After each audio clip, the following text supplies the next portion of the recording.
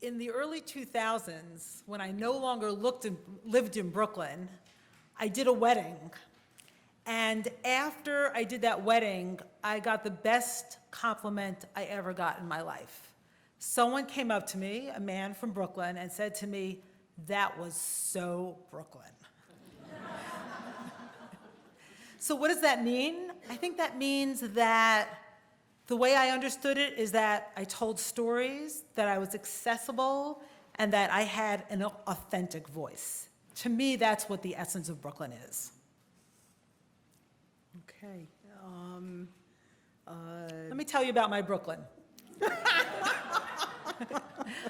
I grew up in the Syrian Jewish community, as Merle said. But the reason I'm here, my distinction is that I in no way represent the community at this moment.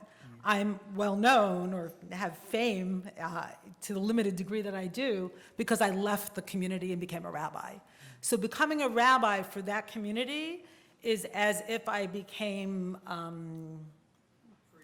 priest or worse.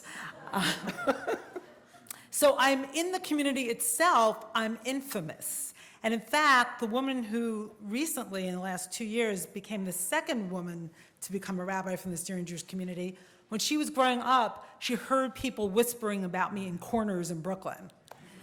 So I'm kind of the black sheep of the community. What do you bring from that community? What have you, what's precious to hold on to from that community? When I left Brooklyn to go to college at NYU, and a lot of my friends didn't go to college, they got married at 18, I really had only antipathy for the community. It took me a long time to appreciate the values of the community, and now I understand that while I didn't fit into the community, that was no fault of theirs. They have much to teach American society as a whole, specifically in terms of non-individualistic values. You know, they live in extended families, community is at the heart of everyone's life. They revere their elders. And there's a real sense of, we're gonna enjoy life. Like I remember when I grew up going to Yeshiva Flatbush, which is a modern Orthodox yeshiva on, the high school is on 16th and Avenue J.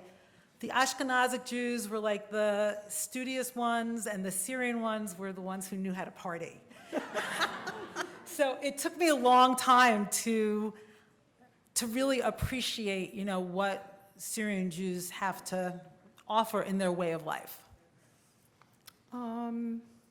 I've been thinking, it's amazing to try to imagine how many lives you've touched and changed as a rabbi. I wonder if a story comes to mind about that. Story does come to mind, and it's interesting. After I left the community and after I completely rejected the community, I became director of an oral history project on Syrian Jews in Brooklyn. So I left Brooklyn, lived in Manhattan, and commuted almost an hour and a half each way every day to the Sephardic Community Center on Ocean Parkway and Avenue S. And there I did oral history on elderly Syrian Jews. And I remember one woman told me, an immigrant elderly woman who grew up in Syria and then came to New York to get married. And I remember she told me that she married a much older cousin of hers. And her mother-in-law, and she lived with her mother-in-law and her husband, and she had kids, and her mother-in-law literally would not let her talk. And she told stories of having to whisper and not being able to use her voice, and explained why she became somebody for whom talking was difficult, or for whom telling her story was difficult. And I think that struggle of being a woman and coming from the Syrian Jewish community and actually using my voice as a woman, that story really captures the heart of, why I became a rabbi, why I really wanted to own my story and be in the Jewish conversation in the way that I am.